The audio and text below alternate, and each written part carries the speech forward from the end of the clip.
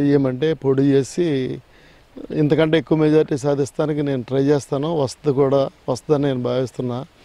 ఒకవేళ ఎట్టి పరిస్థితుల్లోనైనా ఆయన సీట్ నాకు ఇవ్వకపోయినా నేను ఇదే పార్టీకి చేస్తాను. మనసా వాస ఇదే పార్టీలో కంటిన్యూ అవుతాను. నాకు ఆయన సీఎంగా ఉంటే చాలు, ఇంకా నాకు ఇంకేం అవసరం లేదు. నాకు ఎమ్మెల్యే కూడా అవసరం లేదని నేను అనుకుంటున్నాను. మీరు ఆయనతో ప్రయాణం చేయాలని కోరిక మాత్రం ఉంది. ఆయనలో ఒక చిన్న ప్రయాణం చేయాలి, ఆయన క్యాబినెట్ దీంట్లో నేను కూడా ఉండాలని భావిస్తున్నాను. లేకపోయినా నేనేమి దాని గురించి పెద్ద ఇది లేదు. ఆయన సీఎం అవటం మాత్రం చాలా అవసరం ఉంది. ఖచ్చితంగా అవుతారు. మన జిల్లా నుంచి 15 సీట్లు గెలిపిస్తాం.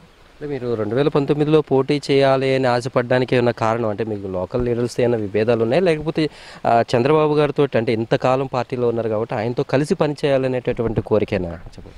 నాకు లోకల్ నాయకులతో ఏమి విభేదాలు లేవు. కానీ నేను నా ఫ్యామిలీ పిల్లలు అంతా బాగా సెటిల్ అయిపోయారు.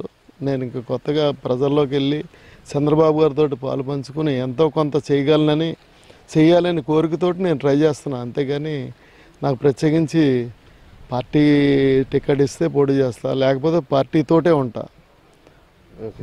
అంటే చాలామంది ఇప్పుడు ఆశావాహులు ఎక్కువగా ఉంటారు, కానీ మీ పేరు ఎక్కువగా కూడా వినిపిస్తుంది.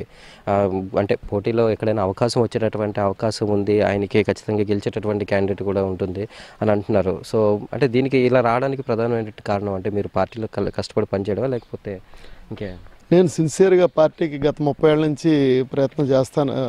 నా వంతు సహకారం చేస్తూనే ఉన్నాను. నేను పార్టీ ఎలక్షన్ అప్పుడు పార్టీని అంటుపెట్టుకుని పార్టీ ఎవరికి టికెట్ ఇస్తే వాళ్ళతో పాటు ప్రయాణం చేశాను. వాళ్ళని నెగ్గడానికి నా శక్తి వంచన లేకుండా కృషి చేశాను. కాబట్టి నన్ను కూడా పార్టీ నేను చేసే పనులు కూడా పార్టీ గమనిస్తూనే ఉంది. అప్పటి నుంచి నాకు అవకాశం ఇస్తారని నేను భావిస్తున్నా. ఒకవేళ అవకాశం లేని పక్షంలో కూడా నేను ఇప్పుడు పార్టీకి విధేయుడినై ఉంటానని చెప్తాను.